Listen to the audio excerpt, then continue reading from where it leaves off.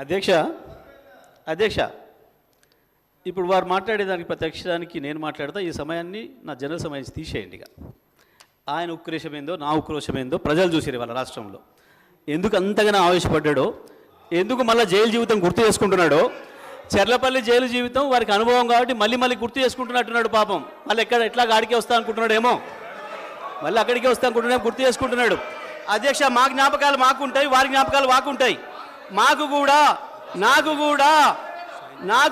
Chanchalguda jail గుర్తుంది అధ్యక్ష.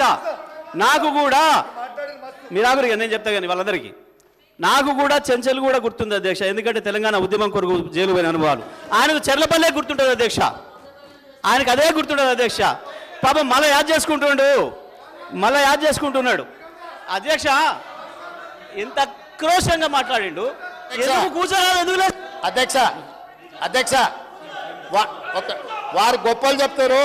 Suryapet rice మిల్లులో దొంగతనం చేస్తే సూర్యాపేట మిల్లర్స్ పట్టుకొని సూర్యాపేట రైస్ మిల్లులో ఎవరిని చెట్టుకు కట్టేసిరో కూడా సూర్యాపేటలో చిన్న పిల్లగాన్ని నిక్కరేసుకున్న పిల్లగాన్ని అడిగినా చెప్తారు అధ్యక్ష. మిగతా వివరాలు మా వెంకటరెడ్డి గారికి ఒక 2 నిమిషాలు సమయం ఇస్తే వాళ్ళది ఎంత గొప్ప చరిత్రనో ఎప్పుడెప్పుడు ఏమేం చేసిరో తాతలు ముత్తాతల నుంచి మొత్తం లెక్క చెప్తాడు అధ్యక్ష. సార్